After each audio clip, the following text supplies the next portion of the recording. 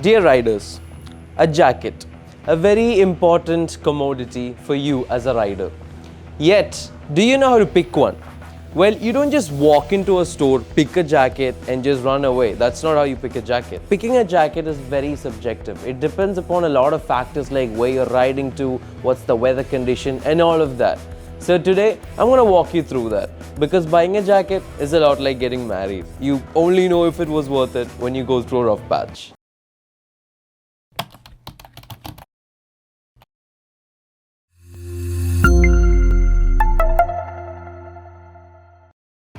Why should you buy a jacket? Well, safety. That is a primary reason as to why you need to buy one.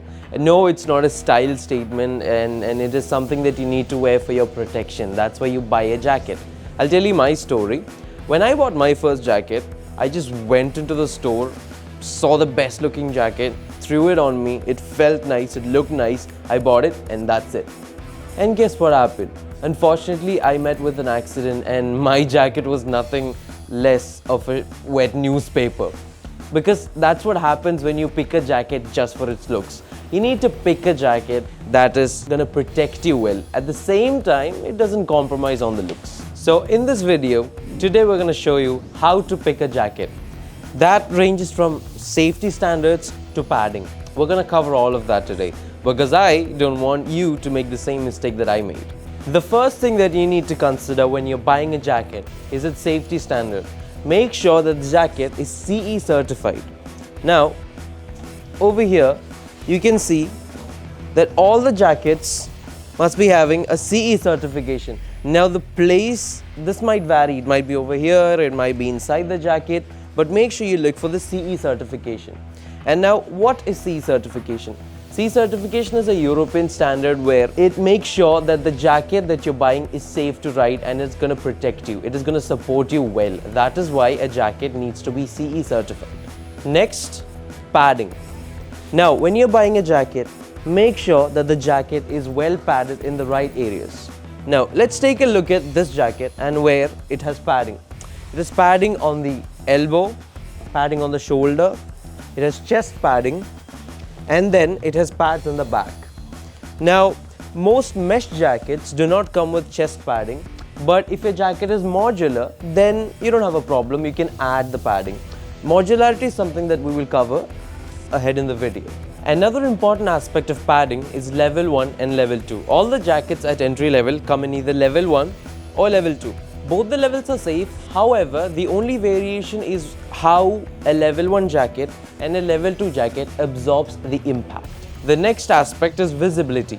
Now you can see that most of the jackets come with reflective bands or reflective straps on them. For instance, look at this one. You can see the reflective strap on here and there will be reflective straps on the back.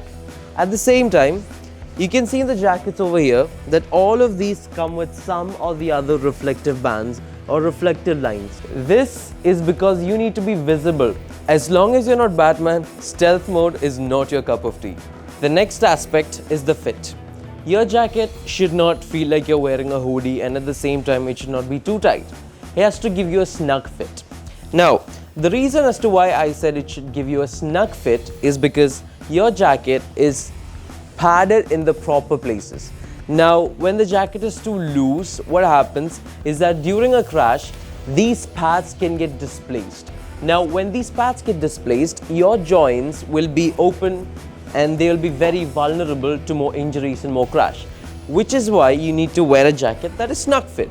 Now, a jacket should not be too long and it should not, as I said, it should not feel like a hoodie or an oversized t-shirt. And at the same time, it should not be too tight. It has to be just about this length and it should not hamper with your movements. You must be able to move your hands freely and do a little bit of a stretching exercise anywhere. So when you do all of this, you can understand that your jacket is giving you a good fit. At the same time, it's not too loose where your pads can get displaced and leave you vulnerable to more injuries. I'll tell you a story. Most of the customers, what they have a problem with is that their jacket is not too lengthy. They want a jacket that is more lengthy and they're saying that if the jacket is not as lengthy as they want it to be, they think the jacket is not fitting them properly. This is a misconception. Your jacket should not be too long. It should be just about this size so that when you're riding, in your riding position, the jacket, when the air hits it, it'll be staying in the proper place. Next comes modularity. Modularity is a concept where your jacket is customizable. That's what it does. Now, you can say that you have one jacket, but you want to use it for multiple purposes. You want to go to other places. You want to go to Kashmir, and I don't know, a month later you want to go to Rajasthan. So, but you can use the same jacket for both of these places, and that's where modularity comes into picture. There are pockets in jackets for additional padding and a lot of other aspects, which is what we're going to look after. When it comes to modularity, think of these few things. Thermal liner, rain liner, that is inclusive and exclusive rain liner. Always go for the exclusive rain liner. And then comes padding. Now, as I told you, some mesh jackets, they don't come with chest padding. So what do? Like, you can get a lot of extra ventilation, but at the same time, the safety of this part is compromised. But some jackets are mesh jackets, at the same time they're modular. For example, this one. Here you can see that my jacket is padded here, over here. When I got this jacket, it wasn't chest padded, but it was modular enough to incorporate chest padding. You see, that's the point. Modularity. Now, let's say that I want to go to Rajasthan with the same jacket.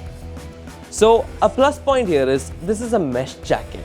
So it has a lot of air ventilation. It has a sophisticated ventilation system so that I don't have to worry about it. And some jackets even have extra ventilation spots that can be covered and uncovered as per your needs. So I can go to Rajasthan with that jacket and I would have absolutely no problem. Now, let's say that I became a bit too adventurous and I went to Manali the next month. So then what happens? I cannot go to Manali with an extremely ventilated mesh jacket. I mean, you can imagine how that would be. So what do I do there? I add in a layer of thermal over there. So when I add thermal liner over there, the ventilation spots can be blocked. You understand? So when there is a lot of air coming in and when you add in a thermal layer, it blocks the air ventilation so that it gives you some amount of warmth. Now, I know that a single thermal liner is not going to solve your cold problems in Manali because the weather is freezing cold, but you still get the point. All I'm trying to say is don't go to Manali just with one thermal liner. Next comes the rain liners. Well, when it comes to modularity, this is another subgroup of it, and I'll tell you why. Rain liners are two types, exclusive and inclusive. Exclusive rain liners are the type of rain liners that you can wear outside your jacket. But inclusive rain liners, however, you can only wear it inside.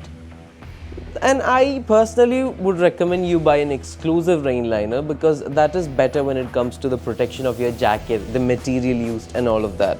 Well, we've covered safety, we've covered protection, we've covered padding, modularity, all of that. Now, when I bought my jacket, as I told you, all I could care about was style. I couldn't care less about safety. It was just style, style and style.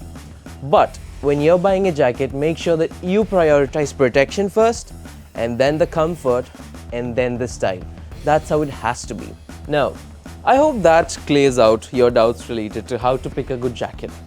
However, if you have any more doubts, queries, for anything motorcycle related, you can reach us out at www.banditospitstop.com, or you can reach out to our customer care team whose number will be provided in the description. Last but not the least, if you like this video, if you like Bandidos, make sure you subscribe, like, comment and share so that we can bring more fresh content to help the rider in you. That's it for today. This is Al. See you in the next video. Happy motorcycling.